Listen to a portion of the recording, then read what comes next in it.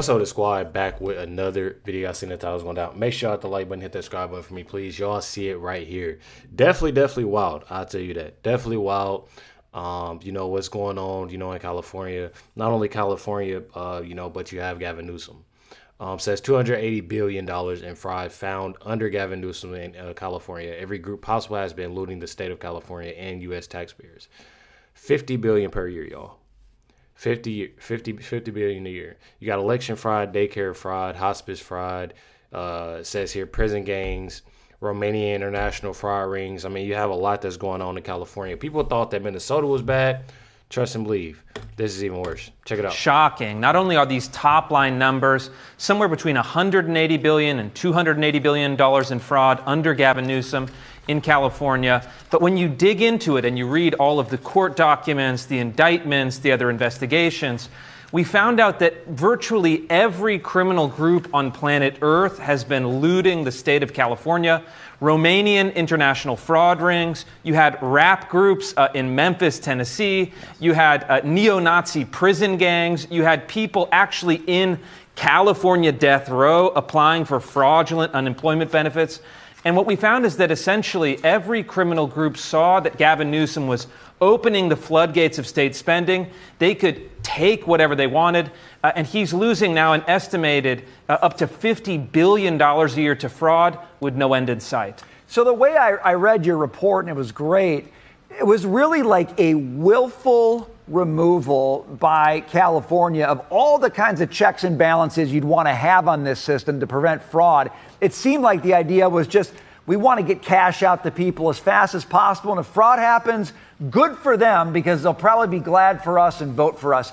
Maybe I'm taking it too far, Chris, but it looked like a really systematic dismantling of all fraud protections there.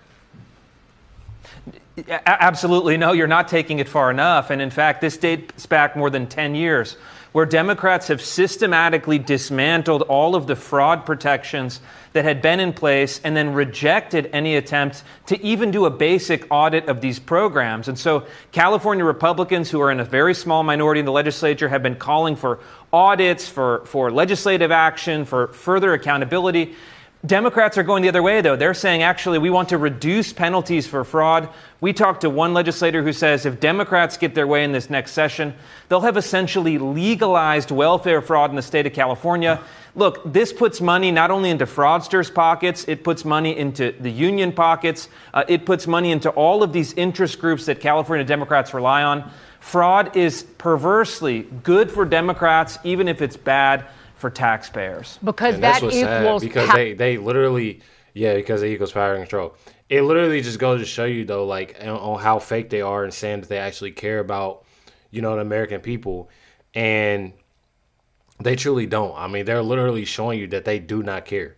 They care about making their money, and then y'all know what they do. They point the finger, at Trump and the Trump administration. It ain't like they're talking about this Republican or that Republican. It's literally the Trump administration and President Trump. They point the finger at him. Oh, he's taking your money. He's wasting U.S. tax. All of that, they point towards Trump.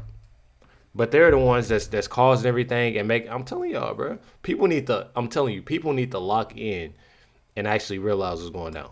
Power and control, and that's why these Democrats get into this grift known as politics in the first place. And Chris, but connect this to the American taxpayer and how this also, particularly with Medi-Cal and the schemes that have been used, like that the Republicans tried to enter the big, beautiful bill with the taxation money laundering scheme, if you will, where this fraud, it is siphoning money also off of federal taxpayers and the federal government. Yeah, that's right. The majority of this money is actually money that comes from Washington, comes from the federal government, and goes to California to pay for these programs. I'll give you one really good example. There's a program called IHSS, In-Home Supported Services, and California right now pays about 800,000 people to provide in-home care services, mostly to family members. They do laundry, they cook, they clean, they watch television, and some estimate that between 20 and 40% of this program, which costs more than $30 billion a year, mostly federal cash, is fraudulent because it operates on the honor system, in effect. There's very little oversight, very little accountability, and it's now the #1 job in the state of California. This is, in other words, almost like a welfare program, paying people to take care of their own family members with little or no oversight. It's a disaster. I'm telling y'all, it's definitely insane when it comes down to it, and it's definitely sad. It's honestly sad that, and y'all know, y'all know what's truly crazy about this whole thing. I'm gonna be completely honest with y'all. I'm gonna be completely honest. And I know a lot of y'all gonna agree, but you gonna have the ones under my comments, the ones that's always at the bottom. The crazy thing about this is that you still have people that truly love and support Gavin Newsom. You literally have people that truly care about and support all of that Gavin Newsom. And he's doing all of this. And you have people like myself. I'm not here to tell y'all lies. I'm here honestly to just show y'all and let y'all know what's truly going on around y'all. And I feel like it's truly important. You have right here Fox News. This is Benny Johnson. He says, I got a call from the White House after this hit on Jesse Waters' Fox News show last night about the fraud in California. Let's check it Benny, out. so I'm doing it wrong. I should have just listed my house as a daycare center, and I would have been living with no mortgage.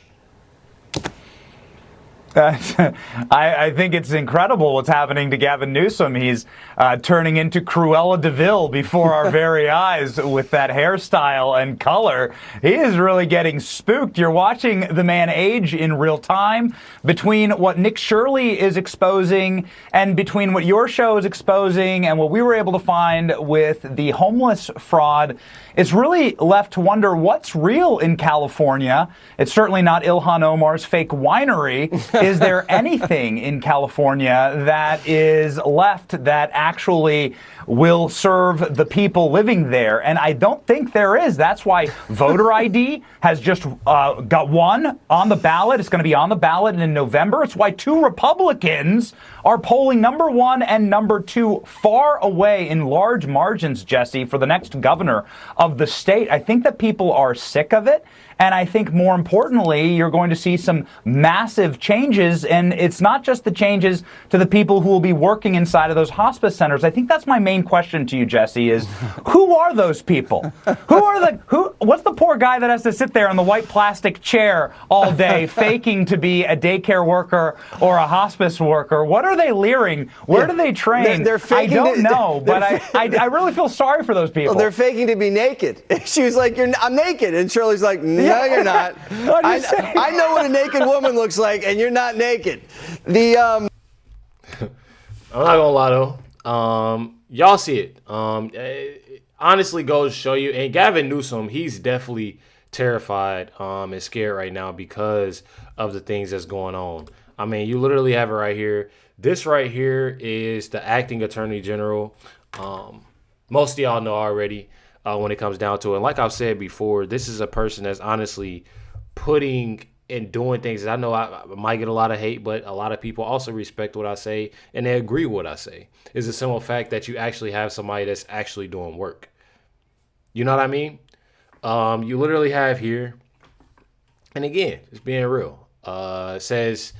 He says, we are going to staff this division by some of the department's best prosecutors, bringing together experts in healthcare fraud, tax fraud, benefits fraud, and corporate fraud under one roof with one mission to protect the American people from fraud. And that's what I absolutely love. It's not everybody everywhere. It's honestly, you have that one mission, that one task force that's putting that main focus on all fraud, that's happening everywhere across the United States. Check it out. With over $1 trillion at stake every single year, threatened by increasingly sophisticated and opportunistic fraudsters, the time for this comprehensive and coordinated approach is now. And so today, I'm proud to announce in greater detail the creation of the National Fraud Enforcement Division. Its core mission will be to zealously investigate and prosecute those who steal taxpayer dollars and rip off the American people. Our vision is to build a robust fraud-fighting squad capable of investigating and prosecuting the full spectrum of fraud against taxpayer dollars. We are going to staff this division by some of the department's best prosecutors, bringing together experts in healthcare fraud, tax fraud, benefits fraud, and corporate fraud under one roof with one mission: to protect the American people from fraud. Every U.S. Attorney's Office across the country will also be joining this re-energized fight against fraud. This means, in pure numbers, that there will be an additional 93 prosecutors in every district across the country devoted to the mission of combating fraud with the National Fraud Enforcement Division. To the attorneys and staff who join this new division, you will have the entire department's support as you work to protect the financial integrity of our entire government and the tax system that supports it. We will spare no resources in giving you the tools that you need to bring strong cases and do justice. The new division will bring together data and investigators from across the entire government so that you can track down even the most sophisticated fraudsters and hold them accountable. For example, today I am directing the department to establish the National Fraud Detention Center. This Fraud Detention Center will be a permanent, prosecutor-led, multi-agency data analytics team working to ferret out the most harmful actors defrauding federal government programs. So to the fraudsters who seek to take advantage of our nation, let this be a warning. The department will investigate you, we will charge you with crimes, and we will ensure that you are punished for your actions. The American people deserve an end to the crisis of fraud, and there is no better prosecutor to lead this mission than newly appointed Assistant Attorney General Colin McDonald, who's standing to my left. In the words of President Trump, he is very smart, tough, and highly respected. Colin is a veteran prosecutor who has spent his entire career as an assistant United States attorney in the Southern District of California. During his time in the Office of the Deputy Attorney General, he championed public safety and law enforcement. So y'all have it right here, and what I absolutely love now is that it's more so. I feel like this has started somewhere. Just think about just actually starting somewhere, and you kind of see that. Oh, okay, we had this hype with this fraud. Okay, what are we gonna do about it? You know, you have people asking questions. Well, are they gonna do this? Are they gonna do that? You know, you had people wondering for a while, but now it's to the point where I feel like when it comes down to even President Trump, you know, the Trump administration, I truly feel as if they're starting to listen more to the American people, what the American people want. You know, as the ones, you know, they got the common sense, I should say. I ain't gonna say as a whole, because you have still a lot of people that's obviously brainwashed and not thinking. But I definitely say, you know, the people that actually has that common sense and want, you know, better for the United States, they're starting to listen. You see that they're truly is more so action instead of words, you know, what's going down. With having over 8,000 investigations going on, you know, within fraud. So it's pretty nice. It's definitely pretty nice.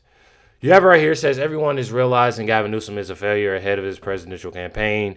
Like I said, there are a lot of people that actually support him and, you know, love him. But then again, I don't see why, seeing how bad California is. And I'll be showing y'all that too. Check it out right here. Tell you, Gavin Newsom is sure working overtime to convince us that California is the place to be, even though everyone is leaving California. My neighborhood in Tennessee, filled with Californians, right? And they didn't come to Tennessee because the weather's better. They came because California is such a god-awful mess. There are so many places we could go with this, but I love that when he's touting his record, he's talking about the $25 an hour minimum wage. That's driving out businesses. He's talking about their exceptional environmental record, okay? Gas prices are out of this universe in California. And you've got the Palisades. People can't even rebuild. You've got rolling blackouts. People can't run their air conditioners in the summertime. So don't tell me about your wonderful record there. And if California is so great, why are they spending $19 million on a flashy New York City PR firm to help make the state look better for tourism purposes? Gavin, you're not even believing your own BS. But that's more so the things, of covering up, and trying to make California, like, just be real. I feel like being real, you being a governor, just think about that. And this is why, I had the question today. Somebody asked where they would see me. When it comes down to it, I don't really know. I like what I do. I'm 28. And I don't know. Like, I don't know. But if I were Gavin Newsom, I think I would definitely, first of all, I can't even really say that. I can't say that because he's really, like, deep in the hole. But just say, like, if I were him, just being real with yourself. Obviously, it's a lot that you got to fix. But y'all get the point. I feel like just being real with people, actually doing what's right, seeing how all that money, and it's a lot of money. I ain't going to be pocket watching and stuff like that, but y'all see how much money, it is within fraud, within it is with Gavin Newsom. Not only Gavin Newsom, but his wife. So, and we're going to get into that too. But just being real with people. I feel like you trying to make California look good and this, that, and the other, like, show what it truly is. Show what you can do to help fix it. I feel like you have so many, when it comes to especially these governors that I talk about on here, the mayors that I talk about on here, they make things sound good. They truly make things sound good. And they try to make it seem like everything is okay and everything is all right. And I feel like if you just be real with people and just show truly of what's actually going on around and what we can do as what you can do as this state or this community to help, this and what we can do. I feel like it's more so if a lot of individuals are looking so much of the money for themselves and trying to make everything look good. I mean, just seeing here, it says, why is spending money on a $19 million flashy PR firm, making a state look better for tourism purposes. Like this stuff, but gas prices are high. You have this homelessness. You have all this fraud that's going on. It's truly sickening. Here we go with the wife. This is Gavin Newsom's wife. Says she's been caught paying herself a huge sum of money while pushing woke and, pretty much bad things when it comes down to children. It's pretty sickening. We're going to talk about it. Check it out. Busy. She reportedly paid herself a massive paycheck while pushing controversial sexuality and gender education in California's school system. The New York Post is reporting Gavin Newsom leaned on her powerful husband and his education board to push preachy flicks about toxic masculinity into classrooms, all while raking in up to $300,000 every single year through her nonprofit, the Representation Project, and her for-profit outfit, Girls Club Entertainment. The report goes on to say Newsom's Board of Education recommended Gavin Newsom's films in controversial health education guidance in 2019. Shortly after he became governor, that guidance was later adopted by the state education department and sparked some heated debate for its focus on sexuality and gender identity. Teaching manuals pushed by Newsom's Representation Project include materials like this. Look at your screen. That's a diagram labeled the gingerbread person, used to teach middle schoolers about terms like pansexuality. The revelation comes amid a crisis in California schools. What in the hell is revelation that? Comes. Hold on, bro.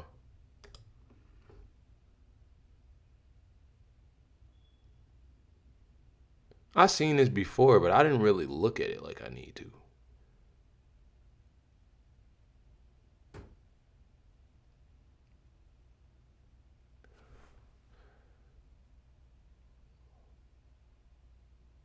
I'm just confused, bro.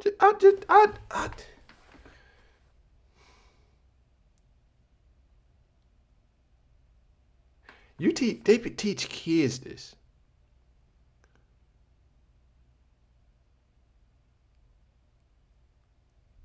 They teach kids this, bro.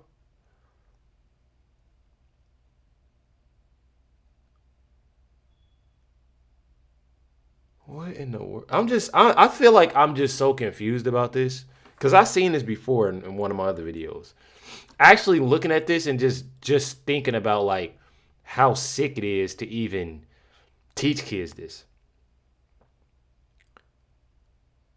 in schools. I have more to show y'all and tell y'all about this, but to show this in schools, y'all, to teach this, and like I've said, there's so many other things that you truly can teach kids. I feel like it's so many other things. You know, it's a lot of kids that come right out of high school, and it's some kids that know a lot, and it's a lot of kids that don't know a lot at all. Or it's some kids that know some things, but they don't know the right things when it comes down to it. They don't know, I ain't gonna say the right things, they don't know the important things when it comes out to being in the real world. And I feel like this right here, I feel like this is the main reason on when it comes down to mental health issues. And I feel like this right here, when you teach kids stuff that don't matter, stuff that honestly, their parents don't even talk to them about because this stuff, again, it doesn't matter. You know what I mean? Like it's things that truly does matter. And like I said, this is something that you really have, you talk to your, man, I feel like times just has, I don't know, 2026, I just don't know what it is. I don't know what's going on, but this is wild. It's definitely wild. And it gets wilder though. It truly does get wilder. You know, as I, you know, talk about this and as, you know, we keep going and keep, you know, pushing within this woman right here. I'm just reading this and just seeing what's going down. Like it's truly sick.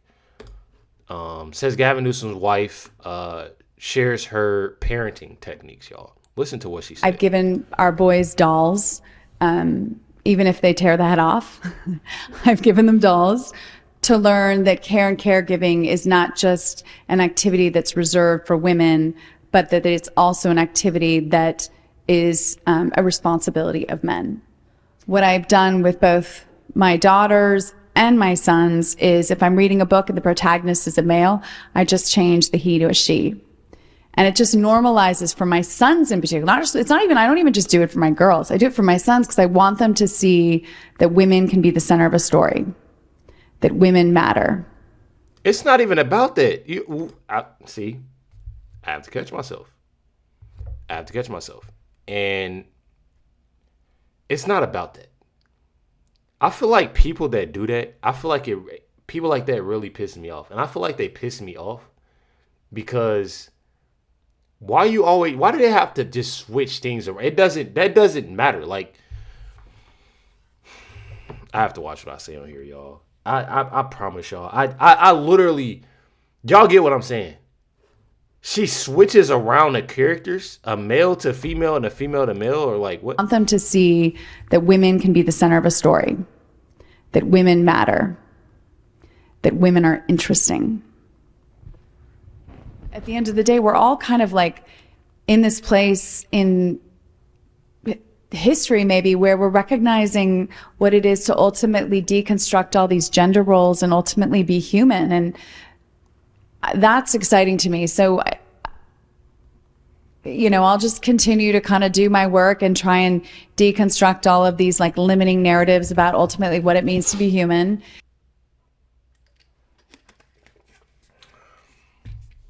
I'm not gonna judge on how she is as a parent. I'm not gonna judge. But as a person, you have no character. You have no character whatsoever. And she's sick. That's what I'm gonna say. Very sick. And it's truly wild that she's even doing this. Said how she wants to deconstruct gender roles. Like, just think about that. She trying to be the first lady. I messed up. I'm sorry. She said the first partner She wants to be the first partner, right? Pretty wild. Says this scandal should be revisited and investigated further. Be sure to watch both videos. There's 2 videos on this thread. Y'all can go check them both out. This is actually a trailer. I don't know if this is going to get through when it comes down to YouTube or anything like that. But this is honestly, I'm pretty sure a documentary. Please take. I'm pretty sure they probably going to show it in this video that I'm going to show y'all Fox News. But it's a documentary. And the way that things are, like, I'm going to just play this video. This is back in 2023, by the way. Depending on which poll you study or look at, California's public schools rank anywhere from 44th to 48th in the country. But according to the watchdog group Open the Books, Jennifer Siebel Newsom, the wife of California's governor, has raked in anywhere from $1 to $2 million by charging California's public schools up to $599 each to stream her movies. She calls them documentaries, but the definition of a documentary is a film that provides a factual record. And as many critics point out, Siebel Newsom's films, like The Mask You Live In, is really just a detail-by-detail account of why men pose such a big societal problem. And then in turn, the goal is to place the blame on 3rd and 4th grade boys and expect them to remedy said problem. It's unclear if Siebel Newsom's films have fixed society's issues, but they certainly appear to have broken school policies because the movies reportedly contain images of nude women in compromising positions, along with a litany of profanities. One Sacramento area school superintendent said the films should not have been shown at his classrooms because they are inappropriate for elementary and middle schoolers. And it's notable that Siebel Newsom does not and high schoolers and nobody don't want to see that shit. Like which what? Groups and organizations buy and license her films, which could pose ethical issues if, for example, her husband was to seek higher office.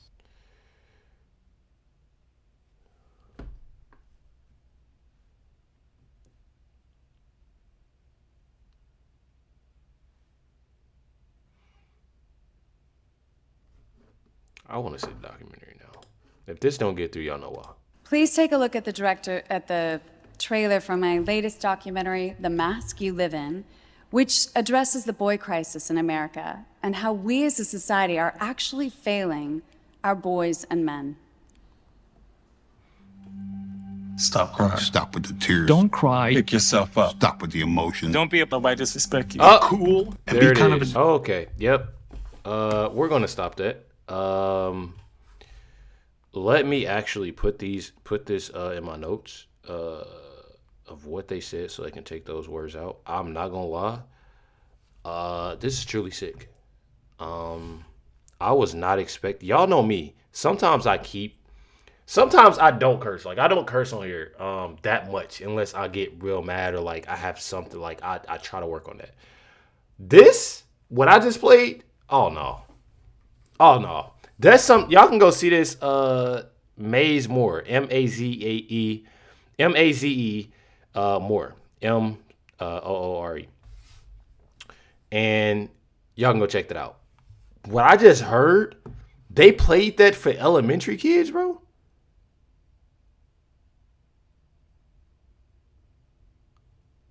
Like this shit's real. See, that's what I feel like I'm mad. Now I feel like I'm mad because you're showing this to kids.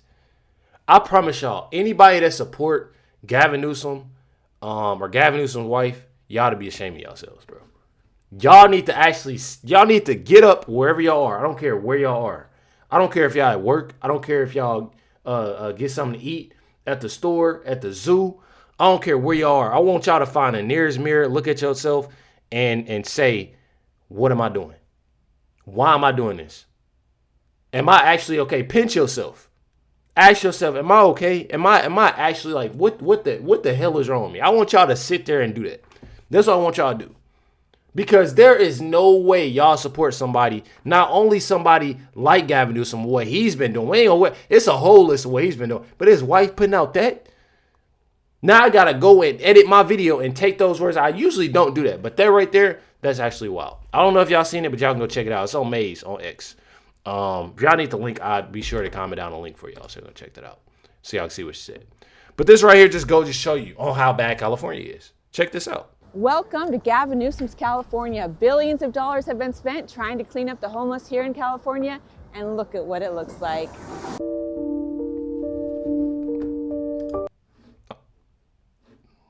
Okay. Hopefully, I can get away with that too. This is definitely wild. If y'all know what I was talking about, hopefully it goes through. It's definitely pretty sad. I'm not gonna lie. Y'all can just check and see like how bad things are, you know, when it comes down to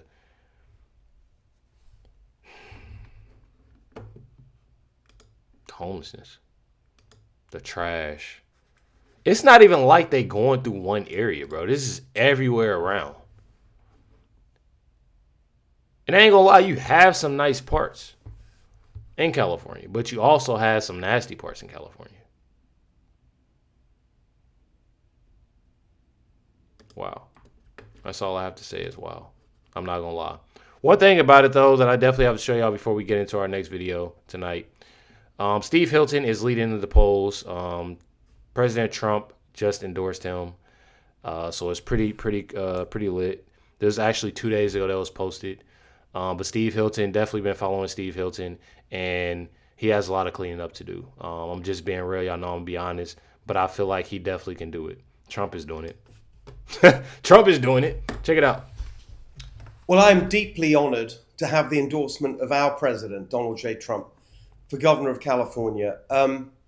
As I said to the president last night after he made his endorsement public, I will fight like you've never seen before to save our beautiful state of California.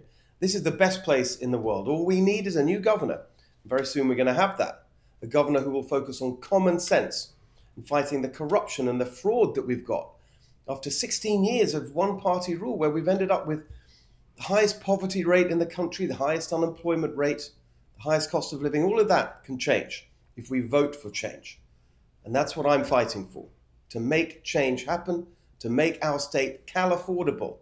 $3 gas, cut your electric bills in half, your first $100,000 tax-free, a home you can afford to buy. That's what I mean by making this state truly golden again, the best place in America, the best place in the world to start and raise a family, to start and run a business. That's what we can have in California. We can have it if we vote for it. But you got people running around saying that this is always going to be a Democrat state, that we can't have change in California. There's just one thing I want to say. I saw as part of the reaction to the president's endorsement. I want to read you this because it tells you something about the arrogance of the machine, the Democrat machine that's been ruling California and ruining California for so long. This is from a very seasoned political observer in California, Rob Pyers. Here it is. Trump's endorsement of Steve Hilton likely frees up tens of millions of dollars for Democratic groups who would have otherwise had to spend heavily to elevate one of the two leading GOP gubernatorial candidates to avoid a Democratic lockout. There you have it. The arrogance of these people spending tens of millions of dollars to pick the person that they want to run against in the general election. They think they own this place, the Democrat machine. They think they're born to rule California forever. That it's just going to go on and on and on. Well, it's not like that in America. We don't have an aristocracy in America. We don't have inherited power in America. We, the people, decide who is in charge, not the Democrat machine, not the unions. We decide. And this year, we are going to decide that we've had enough of these Democrats who've done so much damage to our state. We're going to decide to go in a new direction.